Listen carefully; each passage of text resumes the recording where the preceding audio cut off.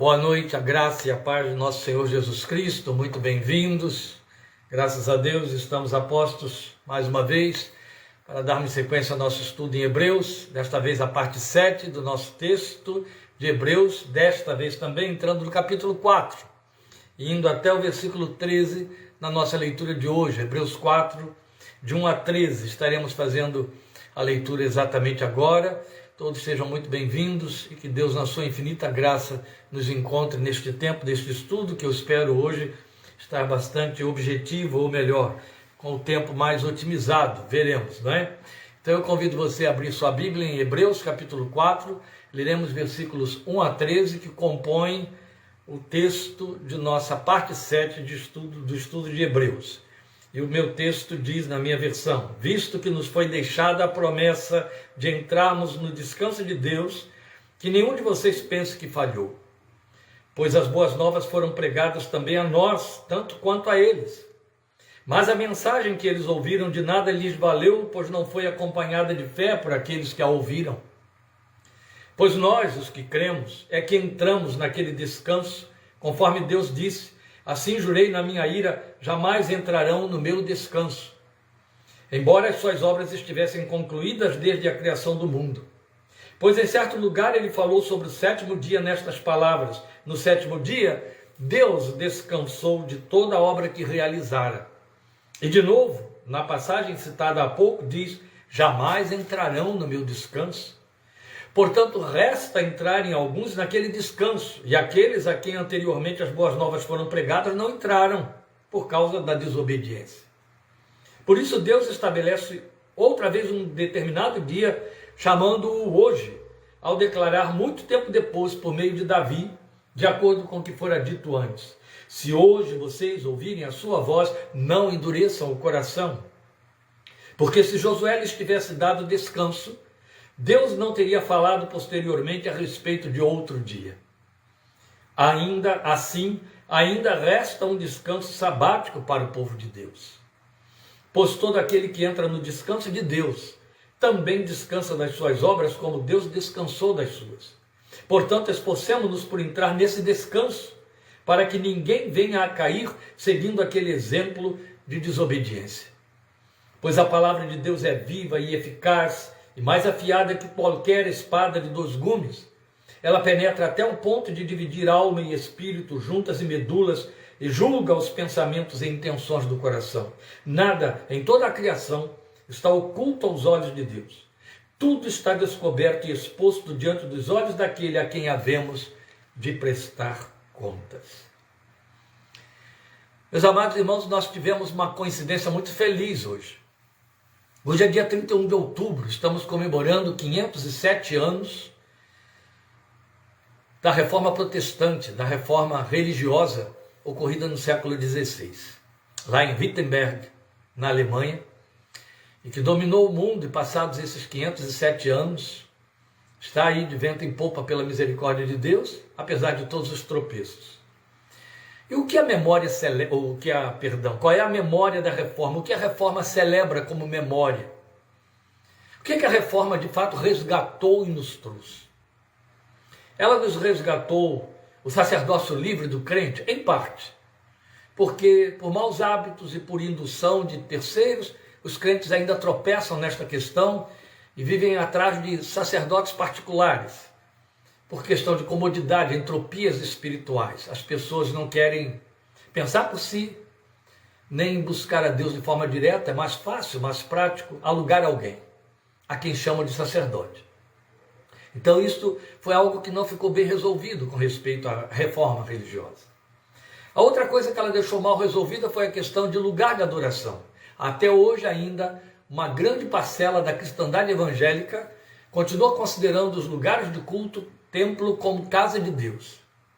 A outra coisa que ela também não conseguiu resolver foi a questão do clero. Então, até hoje, aí mesmo ocupando o lugar de sacerdote, há aquele exponencial daquela pessoa sagrada. Isso não existe nos textos bíblicos, porque ele recebe dons ministeriais como pastor, evangelista, profeta, mestre. Ele é considerado sagrado. E aí tem um lugar que só ele ocupa, e que está mais próximo de Deus, são heranças ainda da igreja medieval que a reforma não limpou, não retirou do nosso meio. Tem mais algumas coisas, mas o que de fato a reforma trouxe então para nós?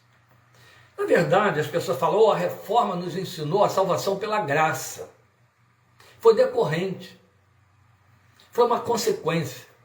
O que a reforma de fato trouxe para nós, e é o que precisa passar por nova reforma, foi a libertação da palavra de Deus, a liberdade do crente, do cristão, do adorador do Senhor, do seguidor de Jesus, do seu discípulo, examinar o texto bíblico, ouvir Deus nele falar, crer nele como palavra de Deus, confessá-la e deixá-la reger a sua vida no dia a dia para conhecer e manifestar o reino de Deus neste mundo. Então o que a reforma nos trouxe foi a Bíblia. Foi a liberdade de acesso à palavra escrita, revelada, que era detida pelo clero, que dela não entendia, não fazia caso, manipulava até hoje. E então, ou entregava migalhas ao povo, ou entregava crendices. E hoje, o que nós temos aí, na herança da igreja medieval, é fiéis da crendice e das superstições. Pela misericórdia de Deus, a trancos e barrancos, a igreja evangélica, ainda primando pela herança da reforma religiosa, ela mantém a Bíblia como sendo a sua autoridade única e última nas coisas espirituais. Há exceções?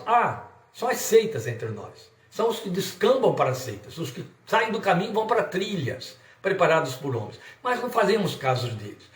A razão de eu dizer precisamos reformar isso é justamente trazer à igreja que se embaralhou e se atrapalhou por substitutivos da palavra, pensamentos de homens, os atos de culto e outras liturgias, trazer a palavra de novo para o centro.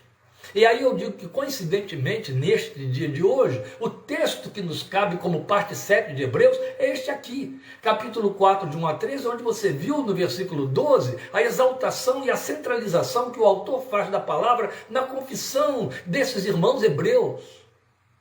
E nós estamos, então, nesta oportunidade, é por isso que vamos nos ocupar de ter a nossa atenção trazida de volta para dentro da proclamação, da autoproclamação da palavra, a proclamação que ela faz acerca de si mesma. Nós vamos então, otimizando o tempo, nos ocupar disso. Mas não podemos, em hipótese alguma, abrir mão do argumento com o qual ele vem trabalhando, já começando a ficar exaustivo, desde o capítulo 3, que é a questão do descanso que, por desobediência e incredulidade, o Israel antigo perdeu. E perdeu no deserto de 40 anos de peregrinação. Então você atentou aí para a leitura. Eu quero chamar a sua atenção de volta, antes de falarmos da palavra pela palavra, ao que ele escreveu para nós no versículo 3. Pois nós, os que cremos, é que entramos naquele descanso, conforme Deus disse, assim jurei na minha ira, jamais entrarão no meu descanso. Ele está fazendo um comparativo entre a geração formada pela igreja e a geração do Israel antigo, que perdeu o lugar de descanso por desobediência e incredulidade. E aí vamos pontuar isso de forma melhor hoje, para que você não confunda esses significados de descanso, essa alegoria de que se serviu o autor de Hebreus para continuar e introduzir aqui a exposição do sumo sacerdócio de Jesus como superior ao sacerdócio arônico. Aqui temos também a continuação da introdução. Essa alegoria de que ele se serviu, falando de descanso, precisa ser bem compreendida por causa daqueles que se atrapalham com isso aí. Mas você acabou de ler o versículo 3, onde ele diz que nós entramos nesse descanso. Nós, a igreja, estamos nesse descanso. Essa porta para o descanso foi facultada à igreja. Mas ele está advertindo justamente a igreja, representada ali por aqueles hebreus.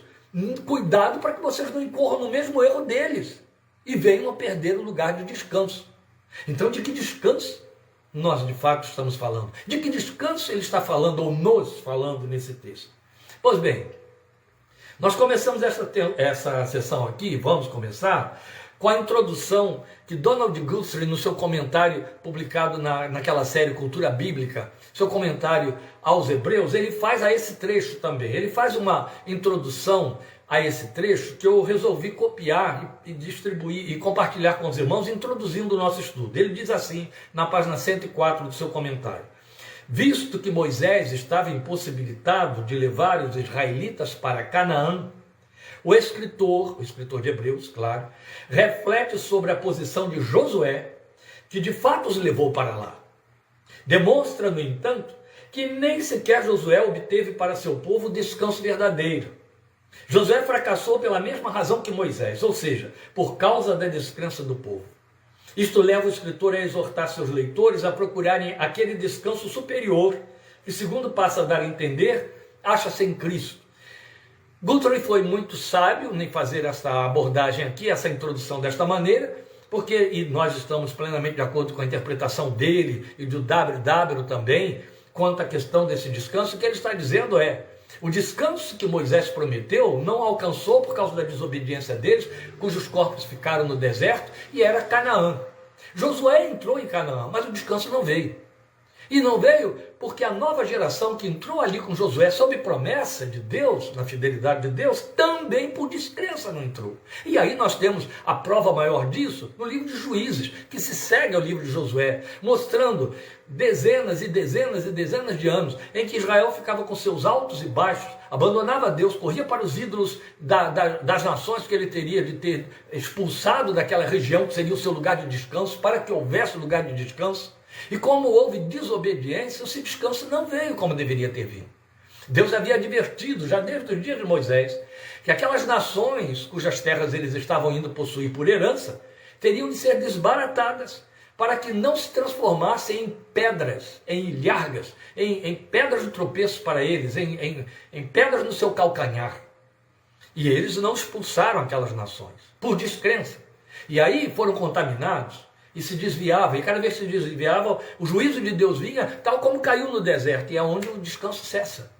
Por isso é que o texto diz para nós que nem Josué lhes deu lugar de descanso, embora esse fosse o primeiro descanso prometido por Deus. Com isso nós temos aqui a sua afirmação da superioridade de Cristo a outro herói da fé judaica, que é Josué. Não é? E ele está precisando, claro, usar esses personagens e trazê-los à luz, para fazer essa equiparação e mostrar a superioridade de Cristo, derrubando distorções na mente deles, do povo, dos seus leitores. Porque ainda presos a esses personagens, a esses atores da sua história com Deus no passado, eles poderiam se atrapalhar e se confundir. Estava faltando ministração necessária. É disso que está encarregado o autor de Hebreus.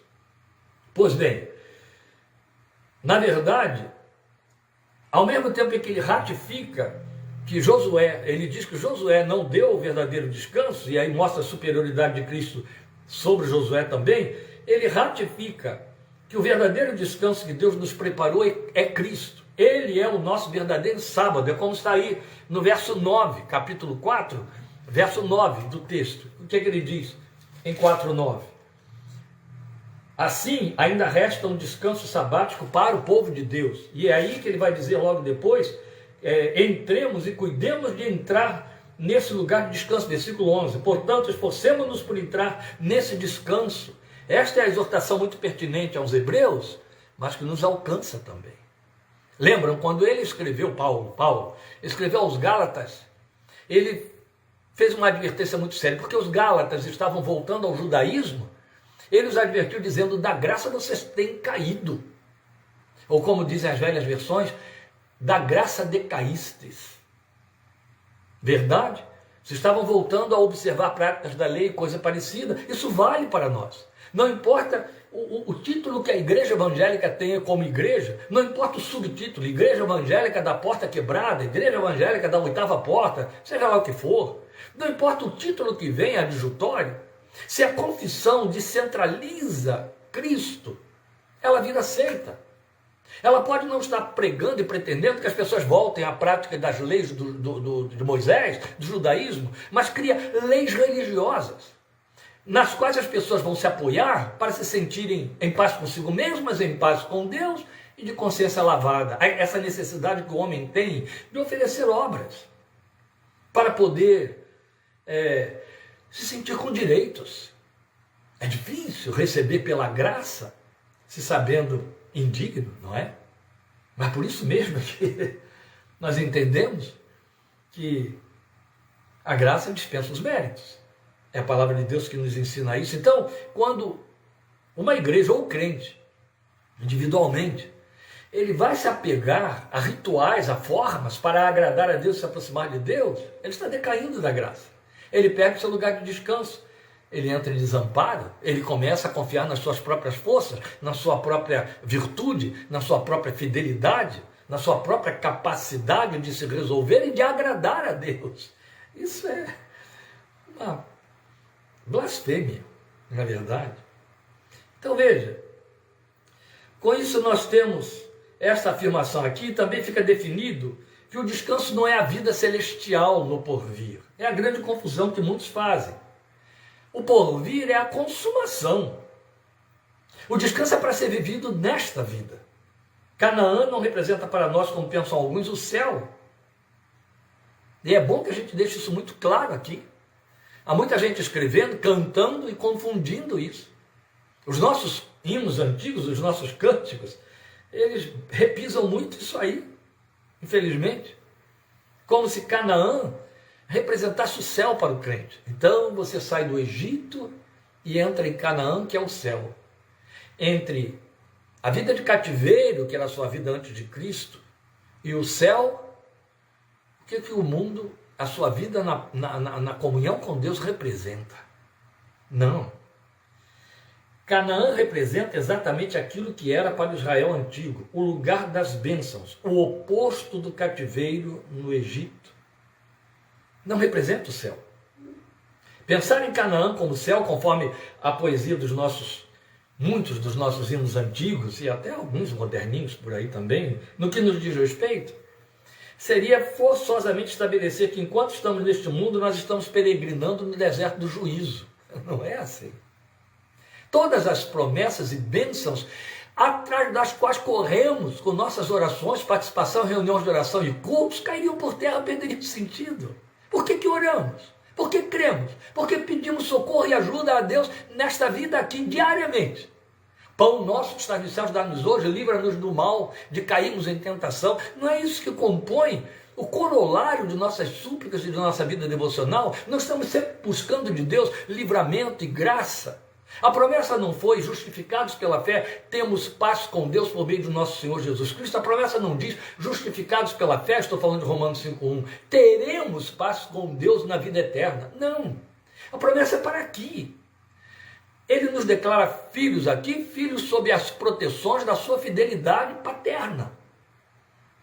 E é isso que traduz para nós descanso. Foi exatamente a proposta de Jesus em Mateus 11:28, e ela se cumpre aqui. Venham a mim todos vocês que estão cansados e sobrecarregados. Eu lhes darei descanso. Pedro chega e diz para nós, Paulo também com outras palavras, Jesus também, em Mateus 6, várias vezes, lancem sobre ele toda a ansiedade de vocês. Descanso. Venham a mim vocês que estão sobrecarregados e cansados. Troquem de jugo comigo. Recebam o meu fardo que é leve, o meu jugo que é suave, e vocês encontrarão descanso para as suas almas. Esta é uma proposta para aqui. Nosso lugar de descanso é aqui na comunhão com Deus. É o nosso testemunho de paz com Deus. É o nosso testemunho para os nossos vizinhos, nossos parentes que estão à nossa volta. Qual é a diferença entre a nossa forma de viver e a deles? A nossa está impregnada de esperança. A nossa tem um ajudador. A nossa tem um recurso. A nossa tem um ponto de apoio. A nossa não é uma rota de desespero, de desesperança. Não.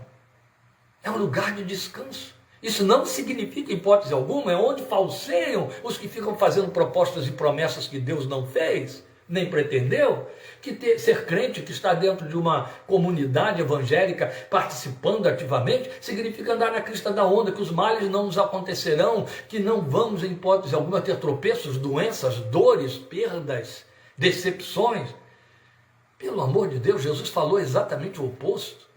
No mundo vocês terão aflição, tenham bom ânimo, eu venci o mundo. Ele teria sido o primeiro a mentir. O grande sumo sacerdote da nossa fé teria nos impingido uma tremenda mentira, se ele dissesse coisa diferente. Não podemos contrapor esta promessa gloriosa a João capítulo 8, quando ele disse que veio nos dar vida em plenitude. Não podemos contrapor. Não há uma contradição aí. Ele está mostrando que a vida é plena exatamente por isso, porque tendo aflição no mundo, podemos ter bom ânimo. Não há contradição nas promessas da palavra. Então, o que faz diferença entre nós e os demais? O que temos para viver o que é comum a todos. É isso. Quando nós encontramos os crentes aferrados demais às coisas desta vida, às soluções para as coisas desta vida, nós sabemos que em lugar de estar usufruindo do descanso, ele está testemunhando que não o tem. E sabe por que não tem? Porque não crê. É por isso. Então, precisamos aprender de que descanso o autor está falando. Lembrando isso aqui, o deserto era lugar de juízo de Deus sobre o povo desobediente e rebelde por incredulidade. Era só por incredulidade. Então daí a pertinência da exortação da carta, a não rejeitarmos a confiança e para que não sejamos incrédulos ou desobedientes. Volte aí aos versículos 10 e 11 deste capítulo 4 e você vê o reforço disso aí. O que ele diz? Pois todo aquele que entra no descanso de Deus também descansa das suas obras como Deus descansou das suas. Portanto, esforcemo-nos por entrar nesse descanso para que ninguém venha a cair seguindo aquele exemplo de desobediência. O que é que significa esse esforcemos-nos por entrar naquele descanso?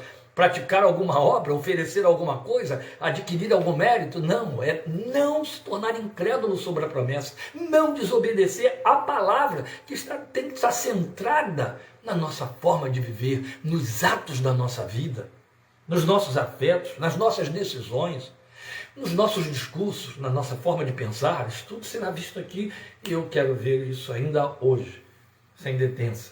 Ou vamos viver neste mundo sem descanso? Se vivermos fora das promessas que nos trazem segurança e longe da comunhão com Deus, vamos viver sem descanso. Não há coisa mais triste, é o pior testemunho que pode ser dado por alguém, se dizer cristão evangélico e não confiar nas promessas e viver sem descanso. É o pior testemunho. Qual é o primeiro testemunho que eu posso dar de que algo aconteceu transformador na minha vida?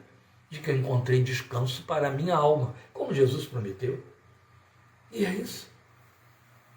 Então, é disso que o autor se ocupa para esclarecer e exortar. A incredulidade impede qualquer um de ser abençoado pelas promessas de Deus. Qualquer um. E incredulidade aqui não significa não ser crente. É ser um Tomé. É isso. Infelizmente, já vimos isso semana passada. Então, só quem crê vivencia as promessas. Vamos lembrar que Paulo faz uma comparação, dizendo para nós em Efésios capítulo 2, falando da transformação da vida, a partir do versículo 11, ele diz, lembrem-se de quem vocês eram no passado.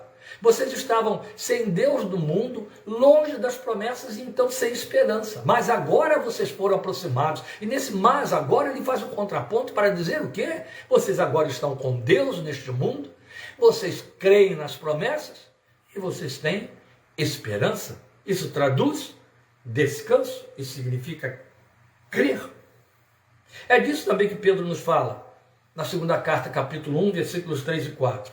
Dessa maneira, Pedro diz, ele nos deu as suas grandiosas e preciosas promessas para que por elas vocês se tornassem participantes da natureza divina e fugissem da corrupção que há no mundo causada pela cobiça.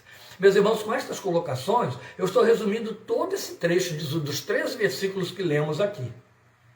Todo ele. Eu estou mostrando qual é o teor da argumentação do autor aí, viu? E então a carta vai reforçar a argumentação quanto à necessidade de estarmos apegados às promessas da palavra de Deus. É por isso que no versículo 12 ele vai lançar luz sobre a palavra. O que ele está mostrando para os seus leitores, quando ele entra com essa abordagem no versículo 12, que bons crentes já decoraram e fazem bem em decorar, a palavra de Deus é viva e eficaz, mais penetrante do que qualquer espada de 2 gumes, apta para discernir e por aí vai. Para dividir a alma e espírito, discernir pensamentos e intenções do coração, e nenhuma criatura há encoberta diante daquele com quem devemos tratar. Esse é o texto de 4:12 de Hebreus. Por que ele lança essa luz sobre a palavra nesse finalzinho do trecho aí? Ele faz o arremate no versículo 13. Exatamente para mostrar a eles o quê? O que eu vim discutindo com vocês até aqui, e vai continuar, né? Mas o que eu vim discutindo com vocês, ele estaria dizendo, em outras palavras, desde o capítulo 1, mostrando a superioridade de Cristo, que é a palavra encarnada, eu vim discutindo baseado na palavra, baseado no Velho Testamento. Você lembra? Ele foi fazer serviço do Salmo 45, do Salmo 110, de Isaías, de Jeremias, de Crônicas, de Samuel, de Deuteronômio. Ele se serviu dos livros do Velho Testamento para mostrar, como Jesus disse àqueles dois no caminho de Emaús, aquilo que a respeito dele estava nas Escrituras.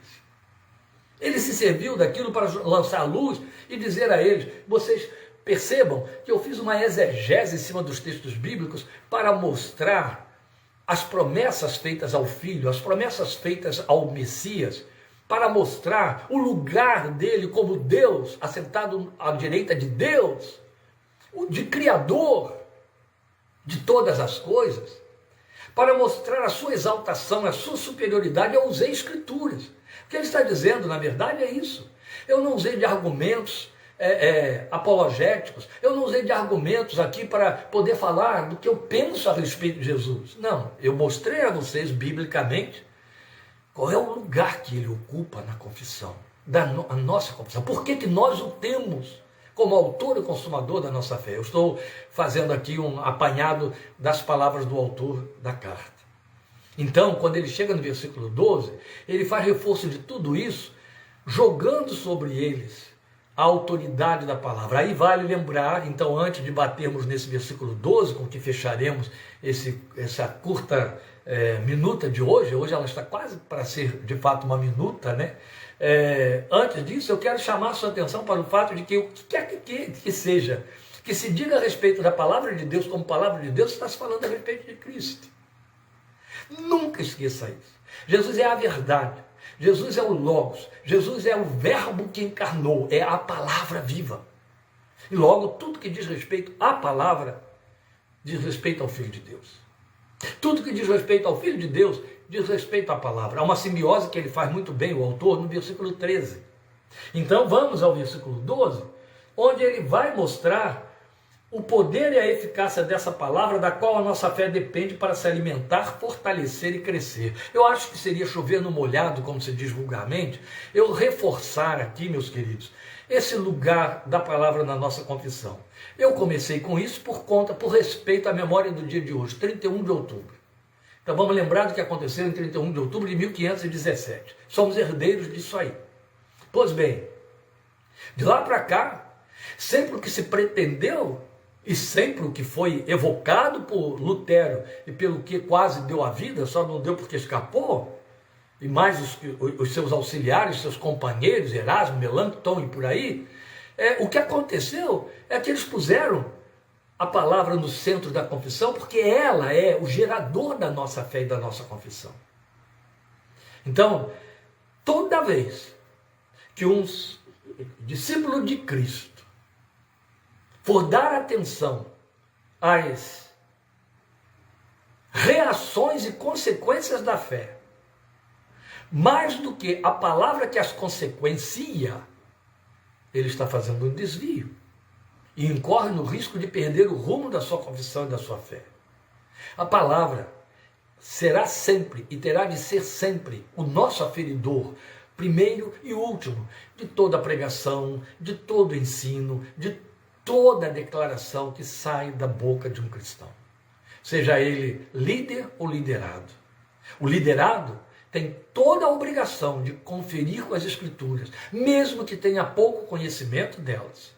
Nunca esqueçamos, nós tivemos a oportunidade de ver isso quando estudamos Tessalonicenses. Como Paulo elogiou os cristãos da igreja em Bereia, porque se davam ao cuidado de todos os dias examinarem nas Escrituras para ver se aquilo que Paulo estava ensinando era exatamente como as Escrituras diziam. Tanto é que Paulo os elogia, os aplaude, mostrando quão nobres eles eram. E ele disse, mais nobres do que os de Tessalônica. Verdade. Porque eram criteriosos. E muito criteriosos. Durante anos, vou compartilhar isso aqui sabendo do perigo de todas as consequências que isso há de trazer.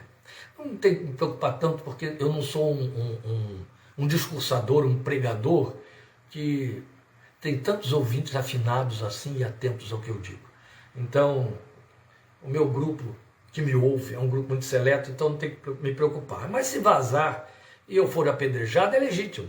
É justo que eu seja, em cima do que eu vou dizer agora. Mas durante muitos anos, na cidade de Rio Claro, como pastor e como terapeuta, e especialmente como terapeuta, eu trabalhava de forma muito particular e individual, claro. Numa terapia, o sujeito se senta na frente. Claro, eu tinha as terapias de grupo, tinha cursos, mas individualmente. Geralmente eu recebia crentes doentes e rapidamente eu descobria que o elemento adoecedor era a igreja na qual ele congregava. Ou seja, a igreja era a causa da enfermidade e da queixa do sujeito. Eu lembro de um líder de igreja, médico, cardiologista, me mandar alguns dos seus pacientes cristãos para que eu pudesse consertar, segundo ele, as doenças que ele tinha descoberto como psicossomáticas produzidas pela igreja daquelas pessoas. E era isso mesmo, no fim a gente constatava. Pois bem, qual era o resultado daquele trato individual ou mesmo coletivo, pregando, ensinando em grupo ou tratando individualmente? O sujeito aprendia a Bíblia. O sujeito aprendia a discernir o bem como bem e o mal como mal. O sujeito aprendia a criar filtros sobre os discursos que ouvia, especialmente porque eu tinha de lhes dar esses filtros, já que os discursos estavam sendo causa das suas queixas e doenças. Eu precisava preveni-los, prepará-los. O resultado é que eles começavam a confrontar seus líderes, seus orientadores. E por fim, por conta da falta de humildade desses líderes, eles tinham que sair dos seus ambientes de culto. E lembro então que um dos líderes da cidade, uma certa vez, foi se queixar com uma de suas ex-ovelhas. Encontrou com ela no mercado e foi se queixar com ela, dizendo: eu não sei o que acontece, que todo mundo da minha igreja que fica ouvindo o pastor Kleber acaba saindo da igreja. O que anda acontecendo? Ela disse: não, você não tem que saber o que acontece com ele, tem que saber o que acontece com a sua igreja. Eu sei que isso aí causa pedradas, mas o que eu estou mostrando para você é que o crente não precisa ter conhecimento teológico profundo, ele só precisa ter conhecimento das Escrituras para saber filtrar o que ele está ouvindo. E são tantas as bobagens, são tantas as distorções, são tantos os achômetros e os sintômetros, sentimentômetros, que o sujeito rapidamente percebe: isso aí está partindo dos conteúdos de quem está falando, da vontade de quem está falando. Isso é uma distorção. A palavra de Deus não atesta isso, não confirma isso. E o sujeito sendo fiel à palavra, foi isso que aconteceu com Lutero. Por ser fiel à palavra, teve que romper com toda a liderança eclesiástica da igreja tradicional, histórica. Era preciso ter muita coragem para fazer o que aquele homem fez. A palavra é o definidor, a palavra é o delineador, a palavra de Deus é a nossa regra de fé e de prática. Então, o que veio o autor de Hebreus dizer a respeito dela, chamando a atenção dos seus leitores? Vamos voltar ao texto, no versículo 12. O que ele diz aí? Pois a palavra de Deus... Olha, se ele diz pois, ele está fazendo um gancho com advérbios anteriores, conjunções anteriores, e está mesmo. Ele começou no versículo 10, o pois. Pois... todo aquele que entra no descanso de Deus também descansa das suas obras, como Deus descansou das suas. Portanto, por conta de que quem entra no descanso de Deus descansa das suas obras, portanto, esforcemos-nos por entrar nesse descanso, para que ninguém venha a cair seguindo aquele exemplo de desobediência. Aí ele diz, pois a palavra de Deus, logo o que ele está dizendo aqui? Para não desobedecer e desobedecer a palavra, fique atento a ela. Dê a ela crédito absoluto, máximo, total, para que você não incorra no mesmo erro. Não a desobedeça e perca seu lugar de descanso. Meus queridos irmãos, não tem um segundo pecado que defina, que explique porque o crente vive aflito, angustiado e sem descanso nesta vida. É não atentar para a palavra, não cumpri-la ou não crer nela. Quem não crê não obedece, temos repetido isso. Só obedece a palavra quem nela crê, como palavra de Deus, e aí teme. Paulo escreve para os Tessalonicenses dizendo isso, louvando aqueles irmãos, dizendo: vocês receberam a nossa palavra, não como palavra de homens, mas como palavra de Deus viva, palavra que tem vida. É disso que o autor está dizendo, pois a palavra de Deus é viva e eficaz, quer dizer, ela produz efeito, ela realiza. Ela realiza porque ela é viva. Se ela é palavra de Deus e ele é um Deus vivo, a sua palavra é viva. Mas por palavra viva, vamos lembrar, ele está fazendo um contraponto, como Paulo também soube dizer, a letra que mata, a letra morta, que não produz nada. Quando ele está dizendo que ela é viva, o que ele está dizendo é que ela fala. Se ela é viva, ela fala. Qual é a diferença entre o vivo e o morto? O vivo fala, o morto não. Então por que a palavra é viva? Porque ela fala. E quando a gente está dizendo que ela fala, a gente não está dizendo alguém prega essa palavra. Não. Estamos dizendo que a palavra lida, a palavra crida, pregada, cantada, orada, ou meditada, compartilhada, ela fala. E aí você tem inequivocamente a certeza, a convicção de que Deus falou ao seu coração. Voz de Deus e não de homens. E ninguém consegue mais tirar essa convicção depois que você ouviu, porque ela é viva e exatamente eficaz nesse resultado que produz. O que ela produz? Quando ela entra no seu coração, ela derruba coisas, ela desencaixa algumas coisas, ela tira, se não todas as coisas, ela tira o que não pode estar ali naquele lugar, ela aponta o que está no lugar errado, ocupando um lugar que não lhe pertence. Ela coloca esperança, ela coloca orientação, ela coloca verdade, retidão. Se eu a obedeço, é por aí que as coisas vão funcionar. E por que ela então é eficaz e ela é viva? Porque ela se torna maior do que meus pensamentos, maior do que meus sentimentos, maior do que a minha vontade, é do que ele fala aqui no versículo 12. Ela vai fundo dentro de mim. Então ela tem mais poder do que qualquer influência, do que a mídia, do que filósofos, do que tudo aquilo que mexa com as minhas emoções, do que a ciência.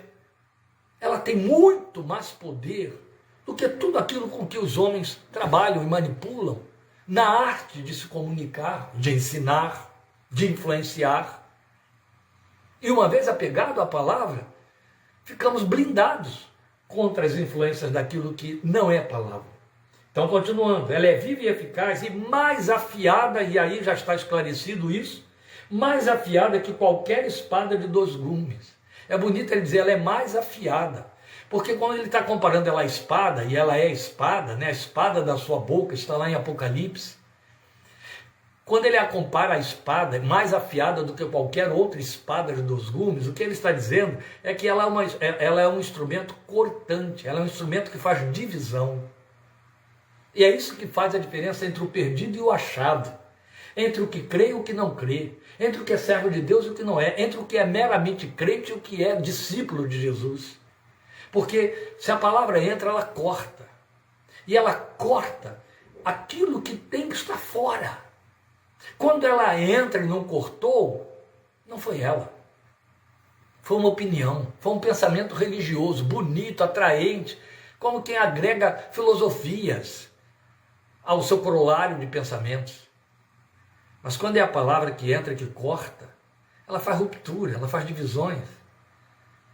Ela cria uma brecha entre o velho e o novo.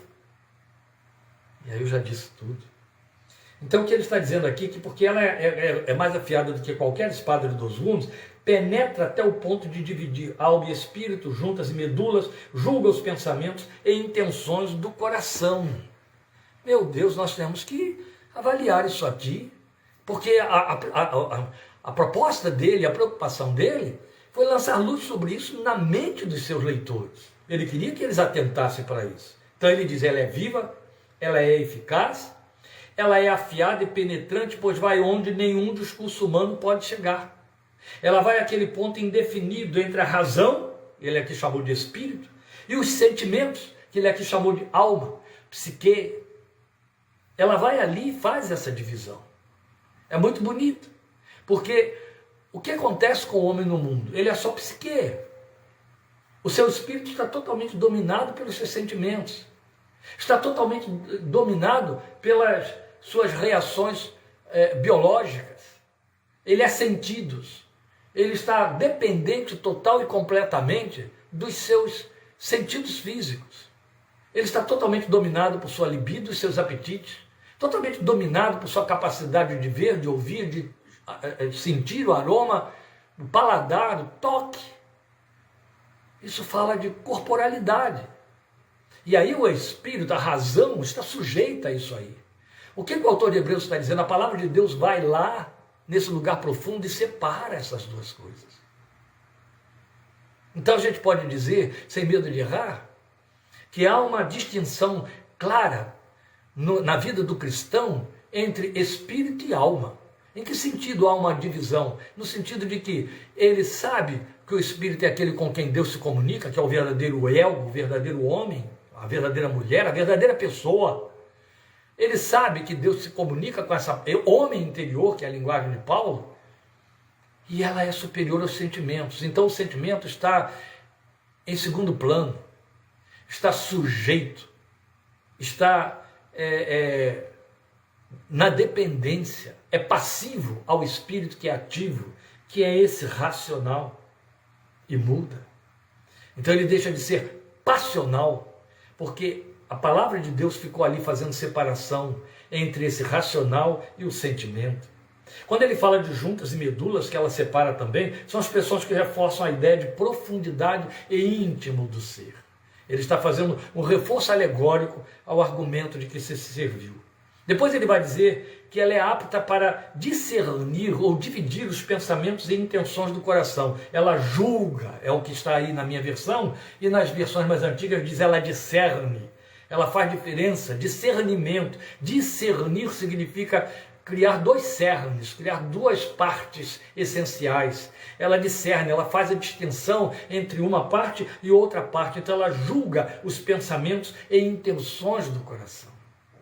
É bonito porque as pessoas confundem esses dois construtos. As pessoas entendem que elas têm que agir de acordo com a intenção do coração. E aí confunde a intenção do coração com o pensamento. E isso é mal. Porque a intenção do coração fala de desejo. E o pensamento fala da capacidade de raciocinar. O desejo teria que estar subserviente ao pensamento. A intenção do coração teria que estar em segundo plano. Então ela discerne pensamentos e intenções do coração, porque isso é exatamente a pedra de tropeço para todos nós. Nós temos o mau hábito de acreditar em nossas intenções do coração e até em nossos pensamentos, confundindo a nossa vontade com necessidade e os nossos arrazoados com razões. Tolice, perda de tempo, não vamos a lugar algum. Se não for a palavra de Deus, o nosso coração nos leva de roldão, nos dá uma rasteira e arrasta para dentro do bueiro. Vamos lembrar Jeremias 17:9, que estivemos citando aqui domingo passado, que diz que o nosso coração é desesperadamente, foi quinta passada, que o nosso coração é desesperadamente perverso. E aí ele lança um desafio: quem o conhecerá? E quando você não conhece o coração, e só a palavra de Deus pode dar essa capacidade, te trazer essa instrumentalidade para você fazer esse discernimento, você embola tudo num campo só, de maneira que o seu desejo se transforma em sua necessidade. E o desejo é mortífero, o desejo é fruto da carne, é diferente de necessidade. Quando a necessidade gera o desejo, tudo está perfeito. Mas se o desejo gera necessidade, há morte. Fabrica-se Hitlers, fascistas. Entende? É o desejo que determina o discurso dos nossos políticos. As bancadas que nós temos de nossas tendências políticas. São os desejos. E eles são com sofismas muito bem trabalhados para serem transformados em necessidades. Não, a palavra de Deus vem e faz uma distinção clara disso aí. E mostra o que é pensamento, o que é intenção do coração. Se o nosso coração, como disse o Senhor Jesus, é maligno, e Jesus deixou muito claro que dele procedem os maus desígnios, e toda uma sorte de coisas podres, ele as enumera lá, talvez eu esteja citando isso domingo outra vez, talvez, não sei. Se o nosso coração é assim como disse Jesus, e se Jesus disse então nós não podemos esperar que dele procedam coisas boas, a não ser que ele esteja cheio da palavra, porque foi o mesmo Jesus quem disse que ao declarar que do coração procedem os maus desígnios e as coisas ruins, ele declarou: a boca, ela fala do que o coração está cheio. Se o coração está cheio de desejo, é disso que ela vai falar, e vai confundir, e vai atrair, vai influenciar outros. Mas se o coração está cheio da palavra de Deus, Eu não estou dizendo que vai ficar verbalizando Bíblia. Não estou dizendo que vai ficar por aí ditando verbetes, versículos bíblicos para dizer que é bíblico, que é de Deus. Não. Isso é blasfêmia. É vida, é comportamento. O coração, do coração procedem as saídas da vida, Provérbios diz para nós.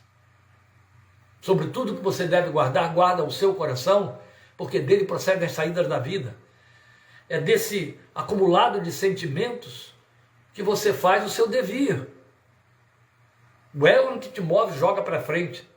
Se esse coração não estiver ferido por essa palavra, o que vai sair dali é o que Jesus disse, maus desígnios. E vai te convencer a dar a vida para fazê-los valer. Ferindo, machucando, diminuindo outros a seu próprio favor. Mas quando a palavra nos fere, ela transforma esse coração num coração misericordioso que sabe ceder, recuar, perder para outro, abrir mão, ceder.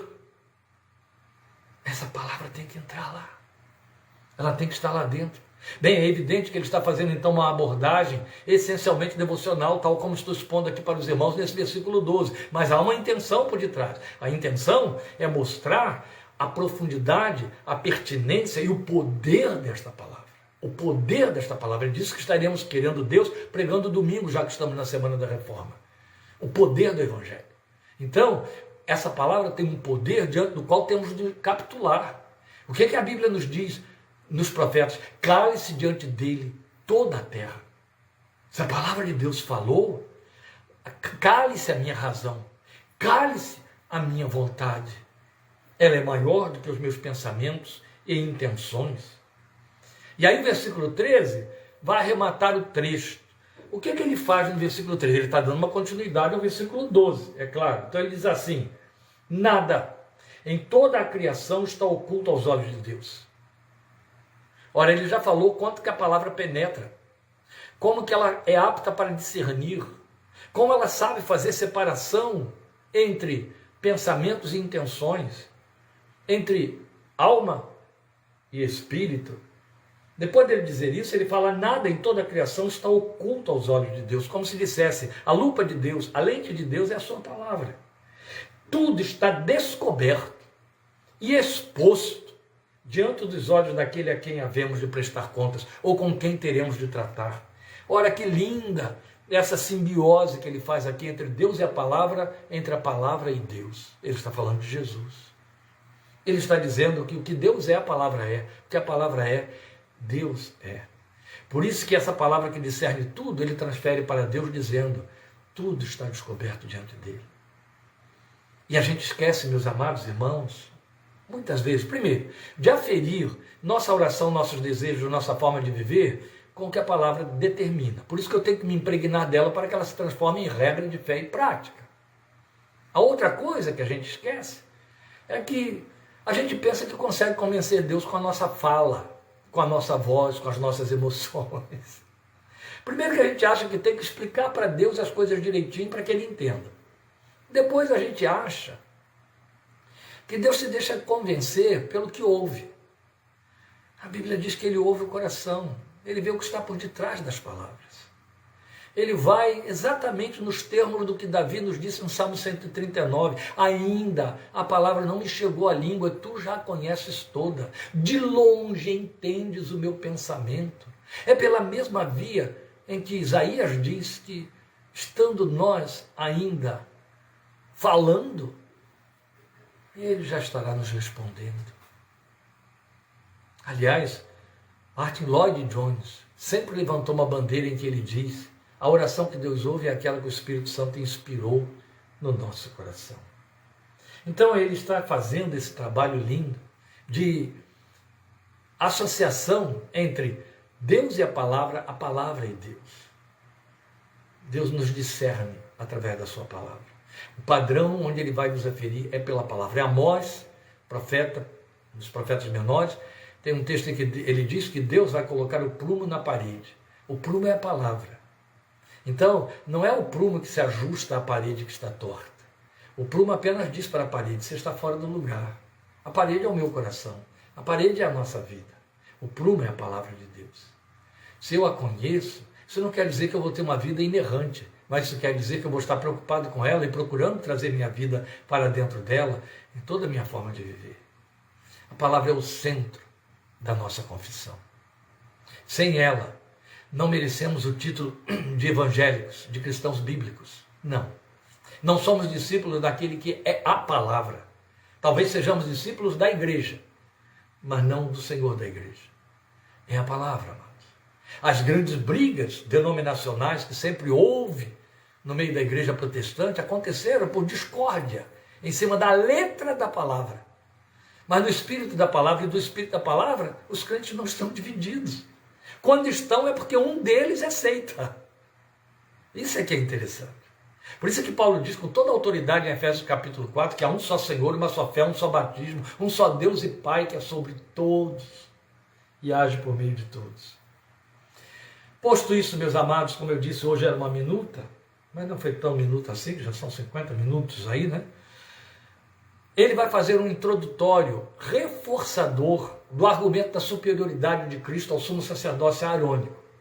Mas esse introdutório, que vai entrando pelo capítulo 5, ele é um micro-introdutório, ele é mais um introdutório, e ele ocupa apenas 2 versículos, na verdade são 3 versículos, os versículos 14, 15 e 16.